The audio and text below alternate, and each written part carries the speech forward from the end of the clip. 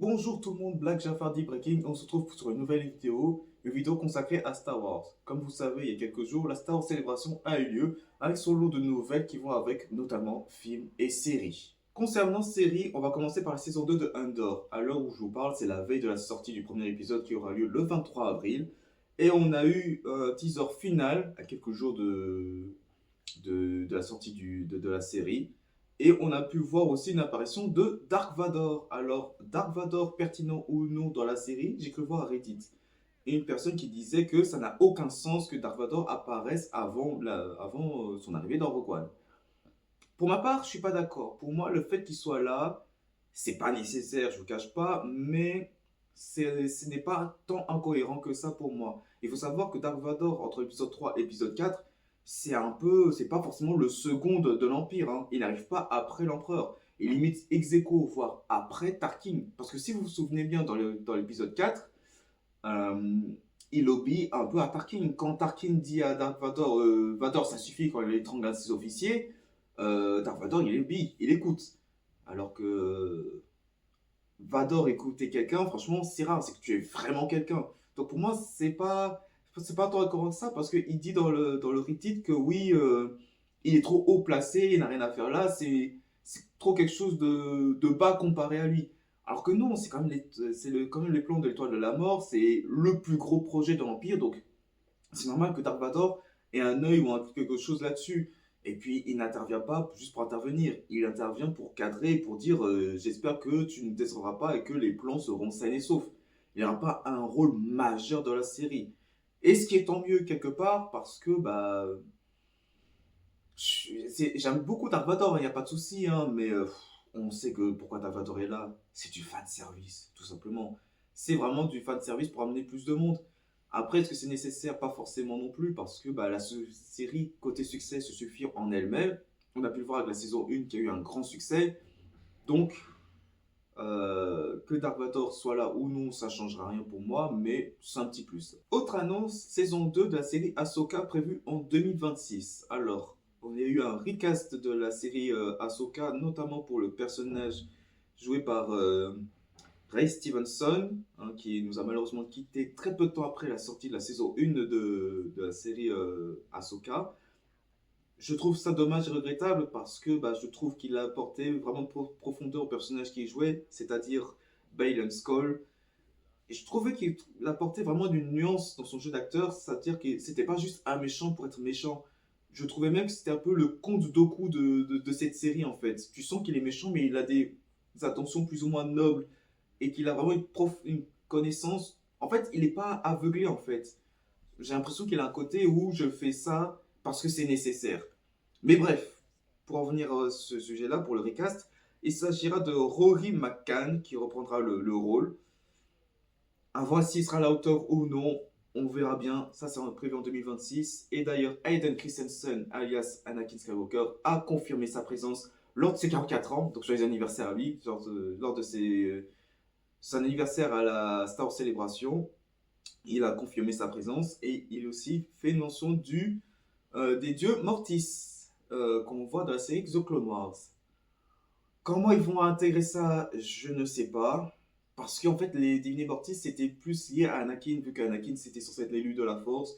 Et le père, entre guillemets, de la Force, c'était un peu cette entité équilibre, entre guillemets. Donc là, avec la fille qui représente le côté lumineux et le fils qui représente le côté obscur. Et les trois sont censés être mortes, donc je sais pas comment Dave Filoni fera revenir tout ça, comment il prendra, quelle langue il apportera, parce que Anakin en fantôme de force, est-ce que ce sera plus en lien avec Anakin ou non?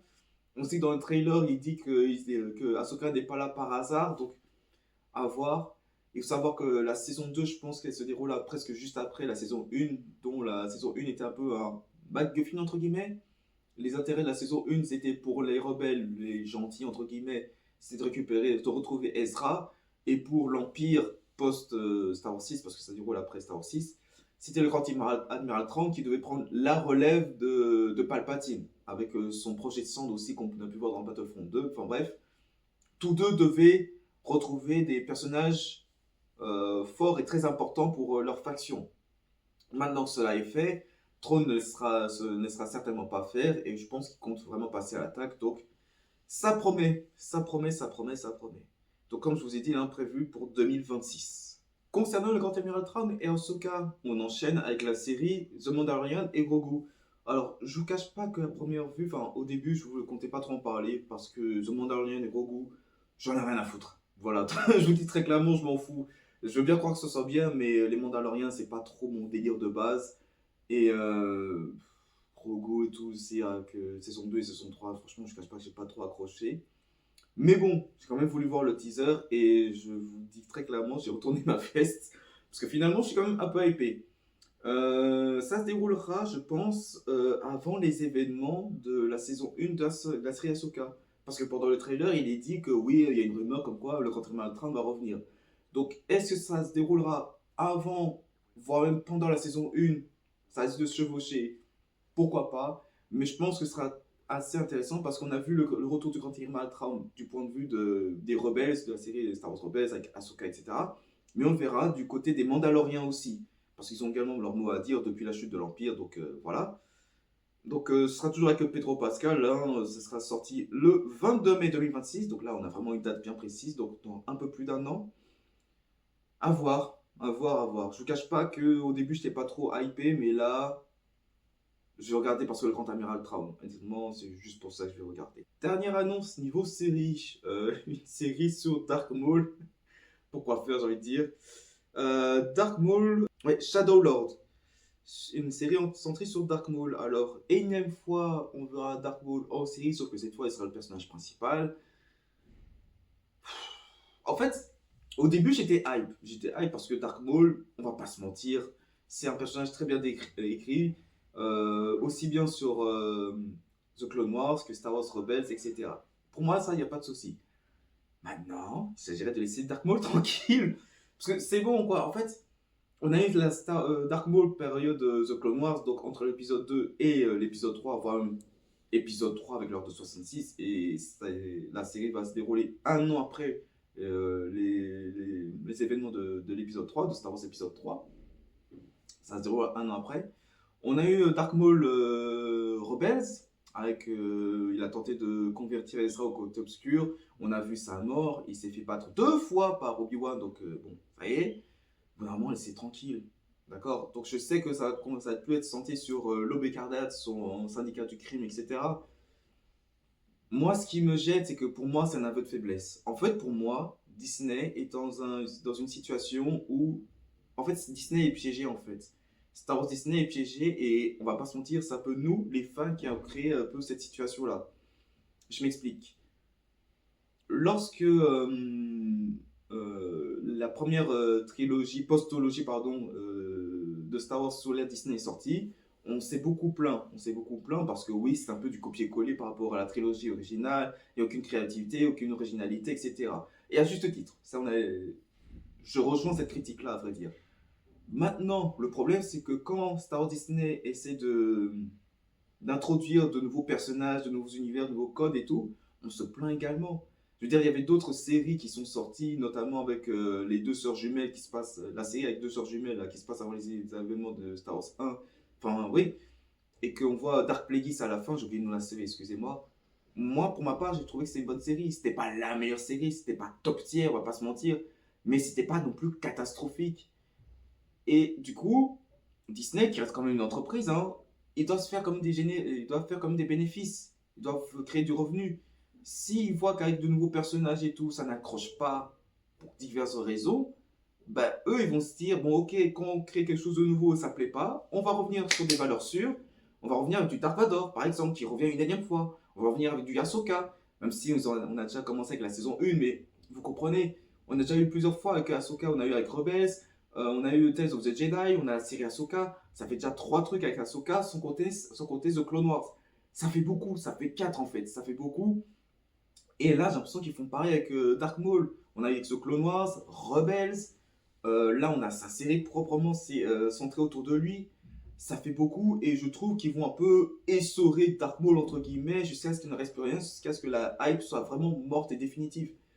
Et pour moi, c'est pas forcément la meilleure des solutions, même si je la comprends, parce que Le fait d'exploiter un personnage à fond comme ça, bah, d'une certaine façon, pour moi, c'est comme ça qu'il crée un peu la mort ou la fin de Star Wars. Parce que s'il continue à essorer encore tous les personnages emblématiques, il va rester quoi? Il va pas rester grand-chose. Ils seront obligés de ramener quelque chose de nouveau, un vent frais, entre guillemets, une nouvelle génération. Et c'est un peu qui tout double, c'est un peu casse-gueule parce que le truc c'est que ça va être qui tout double en fait. Hein. C'est soit les gens vont accrocher, soit les gens vont pas accrocher. Et vu comment la communauté Star Wars peut être très toxique, jamais contente, très exigeante, j'ai un peu peur pour eux. Mais bon voilà, Dark Maul, je vais quand même le regarder, c'est ça, c'est prévu en 2026, donc autant vous dire que 2026 on va bien manger. Mais ouais. Côté film, nous avons également l'annonce d'un film avec Ryan Gosling. Alors, les rumeurs étaient donc vraies. Ryan Gosling sera pour la première fois dans un film Star Wars. Le nom du film s'appelle Star Wars Starfighter. Alors, à notre grande surprise et grande coïncidence ou non, c'est pas un film tiré du jeu sorti sur PlayStation 1, il me semble, qui prend place durant Star Wars 1 à la menace fantôme. Non, non, le film est prévu, d'un point de vue chronologique, 5 ans après les événements de l'épisode 9, l'ascension de Skywalker. Alors, pourquoi avoir choisi le nom Starfighter, sachant que on n'a plus entendu parler de Starfighter depuis Star Wars 1, hein, ou même Star Wars 1 et 2. Pourquoi ce nom-là? Est-ce qu'ils piloteront à nouveau des Starfighters ou non? On ne sait pas. On ne sait pas plus niveau histoire, on n'a pas plus d'informations concernant l'histoire ou autre. On sait juste que c'est prévu pour 2027 avec Ryan Gosling. Donc à voir. On termine côté jeux vidéo. Alors deux annonces avec Star Wars Outlaws notamment, avec l'arrivée d'un DLC du jeu Star Wars Outlaws. C'est ok. Je vais dire c'est ouais ok. Parce que le jeu en soi, je l'ai fait, il est pas oufissime, il est pas top tier, mais il est pas nul non plus. L'histoire est bien sans être très accrochante. Et un DLC, oui, c'est sympa, mais sans plus. Mais j'attends de voir la suite. Mais il y a aussi un autre jeu qui est prévu, c'est Star Wars Zero Company. Intéressant. Là, c'est un jeu plus axé stratégie. Plus stratégie tactique, un peu à l'instar d'un KOTOR à l'ancienne, c'est-à-dire qu'il y aura Voilà, c'est un jeu plus axé stratégie où je pense qu'il y aura du coop, du PVP et du multijoueur en local ou non. Et ça fait longtemps qu'on n'a pas vu un jeu Star Wars sur ce côté-là, sur ce plan-là. Ces derniers jeux, c'était plus action, aventure, FPS, TFPS à la rigueur aussi avec Battlefront 2. Donc là, ils reviennent avec un jeu plus tactique. C'est avec Electronic Arts et Respawn. Donc, à voir ce que ça vaut. Évitez de nous faire un Battlefront 2 EA, s'il vous plaît, avec les lootbox et votre casino foireux. Ça serait pas mal. Mais voilà, c'est prévu pour 2026, il me semble. Quelque chose dans le genre. Mais c'est prévu pour bientôt en tout cas. Et niveau timeline, ça se déroule durant la prélogie. Voilà, c'est tout. Enfin, j'ai pas fait toutes les informations, mais les plus grosses informations, les voilà. Qu'est-ce que j'en pense? Il serait peut-être temps de lâcher la trilogie, non? Période trilogie, il serait peut-être temps d'abandonner parce que presque toutes les annonces que j'ai faites, ça se déroule durant la trilogie Empire, voire post-Empire. Ça suffit. On en bouffe assez, c'est bon, on a compris. Il serait peut-être temps de voir un peu ailleurs. Avant la première trilogie, à la rigueur, on a déjà plus ou moins abordé avec The Acolyte. Même si malheureusement la série a été annulée. Je suis bienveillant. Même si, même si la série a été annulée parce que faute d'automates, etc. Mais vraiment, il y a vraiment autre chose à faire. Parce qu'on on nous a teasé Dark Plagueis, on nous a teasé Maître Yoda. C'est dommage de ne pas continuer, quoi, en fait. Ce serait vraiment dommage. Et aussi, niveau jeux vidéo, il y a énormément de projets qui ont été abandonnés, notamment Star Wars 1313. On rêve d'avoir Battlefront 3. Il y a aussi un des projets un peu inachevés, inaboutis d'un jeu solo avec Dark Maul, justement. Ça aurait pu être le pouvoir de la force avec Dark Maul. Ça aussi, ça aurait été kiffant. Là aussi, c'est ça aussi que j'attends dans Dark Maul. C'est pas en série ou en film, c'est en jeu vidéo. Ça doit être tellement kiffant à jouer. Moi, c'est frustrant d'avoir que Dark Maul en Battlefront 2. C'est cool, mais on sent qu'on peut faire plus. Jamais un peu plus de ce côté-là, mais bon. C'est c'est à voir, quoi. Parce que franchement, je ne cache pas que Star Wars. Alors, ok, Kathleen Kennedy a été virée, il me semble qu'elle ne fait plus partie de Disney Star Wars. Alléluia, une victoire. Mais la suite, c'est pas. Ça s'annonce pas être décevant. Mais la hype n'est plus vraiment là. Je suis désolé. C'est. Enfin. En fait, je n'attends pas à ce que Star Wars me hype à nouveau. Je ne m'attends pas à ce que Star Wars me hype à nouveau. Parce qu'en tant que fan de Star Wars, je serai toujours hype, on va dire. Quasiment toujours hype. Là où j'attends Star Wars, c'est dans quoi est-ce que tu m'embarques de nouveau?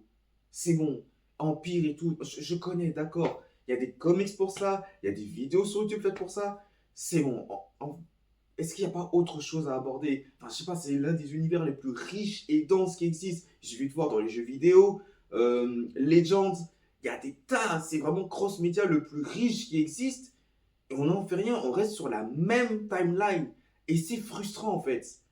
C'est frustrant parce que je sens que Star Wars peut faire mieux que ça. Et on reste toujours sur le même truc. Donc, c'est chiant. Et après, comme j'ai dit tout à l'heure, Disney est un peu bloqué dans le sens où si on propose quelque chose de nouveau, on risque de se faire incendier. Mais en même temps, on est obligé de refaire à peu près la même formule avec les mêmes personnages. Moi, j'attends de voir avec Dave Filoni qui va probablement retcon. Hein, parce qu'avec Dave Filoni, il y a du retcon. Hein. La série Dark Maul, il y aura du retcon, ça, je suis quasiment persuadé. Euh, Mais bon, c'est le seul qui fait du bon, voire très bon boulot. C'est cool, oui, c'est cool. Je dis pas non, je dis pas que c'était catastrophique. Mais je pense vos mythos, la hype de ouf, elle n'est pas forcément là.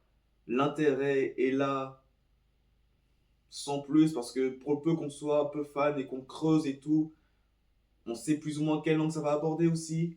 Sauf pour le truc Starfighter, ça, je vous avoue que Starfighter, je me suis bien fait avoir, mais je pense qu'en fait, il faut plus rien attendre de Star Wars en même temps. Je suis un peu contradictoire, mais je pense qu'il faut plus rien attendre de Star Wars. Je pense que Star Wars a fait ce qu'il a fait à faire. Je pense qu'en fait, c'est un peu ce syndrome entre guillemets du j'ai fait le truc principal dans un jeu vidéo, la quête principale, l'histoire. Maintenant, je vais faire les petites quêtes annexes, les quêtes secondaires, etc. qui font pas forcément pas forcément grand chose, mais toujours sympa à faire pour débloquer, pour faire deux, trois trucs à côté. Mais voilà, je pense que c'est plus de ce côté-là. Avant la nouvelle trilogie avec Rey Skywalker, joué par Daisy Ridley, là,